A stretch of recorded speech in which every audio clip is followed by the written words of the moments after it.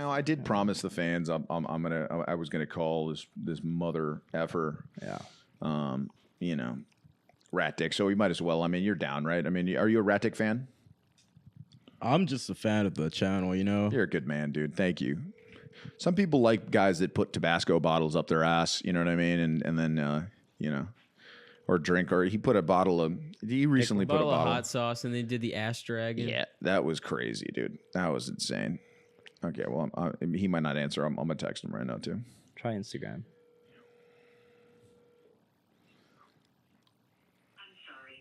I actually had a crazy ass dream the other day. It was weird. I think because I just saw the podcast, but it was apparently Rat Pussy Pam had overdosed. Oh, man. And Rat Dick Ralph was going crazy. Reversed? Wow. Yeah, it was a weird dream. I was like, I mean, that's a good theory, dude. We often think that there's no way that RPP can just survive with RDR without doing some kind of heavy drug. You know what I mean? Like, there's no way. Dude, RDR, though, he's like he's appearing in the unconscious mind of sleeping individuals. It's not good. He's made it, bro. It's insane. He's appearing in people's dreams. I mean, I know for a fact that he sure. probably gets recognized, and then fans think that it's an act, and then they quickly smell his feet, and they go, "Oh, that's real." Like, so many people have told me that. Like, dude, like NBA Mike is like, dude, my car is just like, I feel like I get it disinfected.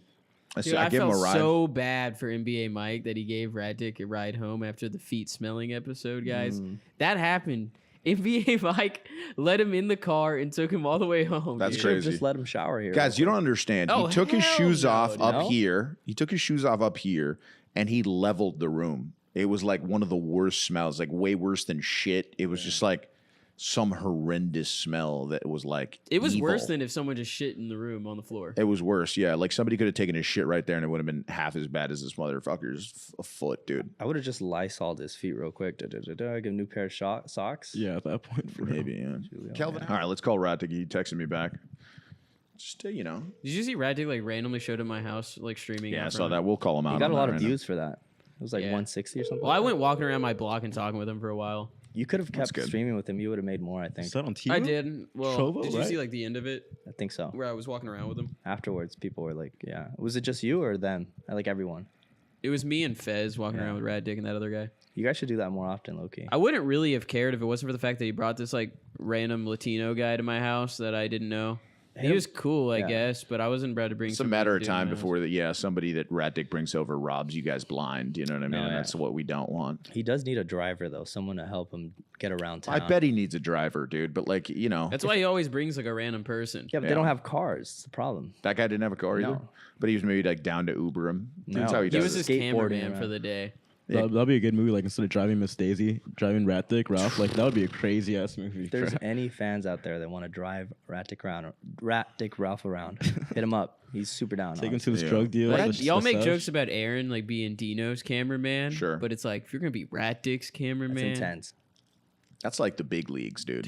Like you that's gotta- that should be like what every, like you know, Hard when you- mode. Yeah, when you come up, as a videographer and you're trying to get a name out there, you're like, hey, dude, I did Rat Dick time. What 6 if Rat Dick months. offered 6 you months, like Rat 10 times more than Danny offered you to fucking be a swimmer? Impossible. He would do it, but No. if he offered you that much, you would Come have on, to 10 do times it. I mean, it's I so know, hard. Bro, dude. I know we get paid. You would have to do it. I did it. I remember how I did it one day. Yeah, you did the pickle in the ass. Yeah, You saw that. one or two times I was his cameraman. It's so hard. You really have to manage a bunch of stuff. You have to manage him. You have to manage you have to do damage control. Yeah. You have to get in his mind, be like, no, dude, Rat Dick, don't run away or whatever.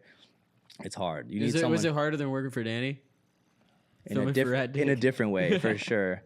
In a different way because Danny is at least like he knows, he has his wits about him. Yeah. Everyone's socially intelligent. Like, mentally stable for sure. Yeah. Well, I mean, Erratic, deep down, I think he has a good side of him and stuff, but it's hard. He's very he doesn't have a lot of guidance and people around him that can help him propel in the right direction. Rat Dick was in my front yard when I wasn't home. I was with my parents buying tuxedos, and then Rat Dick was in my front yard just hitting whippets. And then my neighbor that shares this building with me came downstairs and was like, "Bro, who the fuck are you?" He's like, I'm Austin's friend. I'm waiting for damn. Austin. I had to go upstairs and talk to my neighbor and be like, "Yo, my bad. So that made you look bad. if you see that guy, Sorry. Yeah. I wouldn't blame you for just calling the cops immediately. Yeah. What'd he say? What'd he say back? No, he's cool. Like we kind of joked about it. He was like, "So is this like one of your guys from the podcast?" I was like, "Yeah," and he's just like basically coming over to fuck with me because he hasn't been on the podcast in a little while. And he can't do the two things that we need him to do, guys. I mean, obviously, part of us, wanted to have an RDR segment towards the end of the pod. Would be funny, every couple of weeks. But the guy can't give his dogs up, and now he's homeless. He got officially evicted, I guess. I don't know what that means. I feel like maybe the cops came.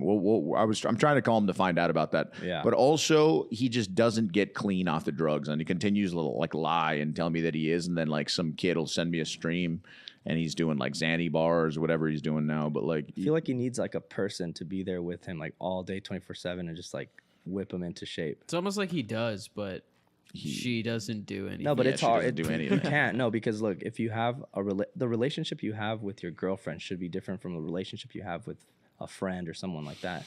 It's hard to have her do that because it's like they have a relationship. I think euthanization would be probably the best move for him. He is a lost cause. We could give him a lobotomy. That would work. I don't too. even think people would press charges against us. They'd probably thank us. He does need a lobotomy. That was the old school. Like, what was the problem with lobotomies though? They were like destroy your brain. Yeah, they just make you into a retarded person, right? So that they don't have to deal with you being erratic anymore. Right. Yeah, that's what they. Yeah, that's in. It's in. They lobotomize. It's Jack Nicholson's character in that one movie. God damn it. Well, yeah, One Flew Over the Cuckoo's Nest, a classic. It's very sad. He like helps a couple of them escape, and then they catch him, and then they lobotomize a really cool guy in Jack Nicholson in that movie. You haven't seen it? Check it out. One Flew Over the Cuckoo's Nest. Sorry for that. Oh, yeah. But yeah, dude, I don't know. I personally needs therapy, and he needs like counseling, and maybe take care of his like jail stuff. I had an ex-girlfriend, man. She was pretty much like really addicted to weed, and she would do like coke with her friends and Adderall and all that crap. And then she went on a retreat, man. Like some old lady she says an old lady paid for it. It was like $15,000 for 7 days, and she actually, I'm sure it was like a sugar daddy that paid for it. But anyway, she went on that retreat, and she came out of it like drug free and just a boss forever. And now it like bought a house and is killing it in stunts. It's kind of crazy how much her life changed within that one year where she just went. It was like January, and she went to a goddamn, like, I guess some kind of rehab, man. But they reshaped her thinking, and then like now she's a boss, dude. So I don't know. They replaced her.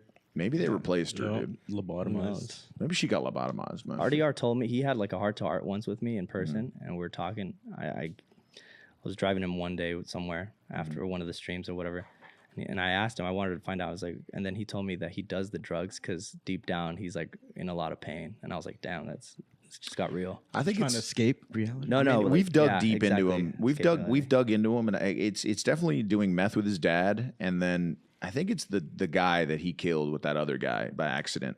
It was an old lady. Yeah, it was an old lady. Yeah, when the old lady that they killed and he was in the car, I feel like that just messed up his brain for life. Yeah, because counseling, therapy. Remember last like couple pods ago, you guys like went through his old Instagram, remember? And he looked like fairly normal, besides. Yeah. Maybe kind of like sus pictures of him with his. He hates that we brought that up, but they were kind of strange pictures. A little suspect, they were but I mean, sus.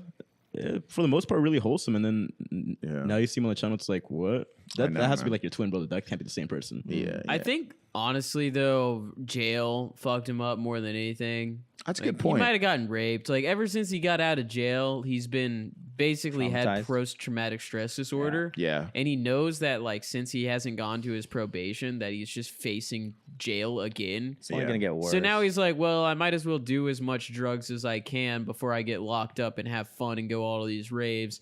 And if I happen to overdose and die, well, at least it happened. Like I don't have to go to jail. No, you literally, this is all he has to do. Go to the public defender's office. Yeah. Like, who said that? Who gave him that advice again? That was Danny's dad. Yeah. Gary, dude. Public defender's office. And I told him, and he was like, they're not going to get me. Like, if I go there, they're not going to arrest me. And I'm like, no, dude, just go to the public defender's office.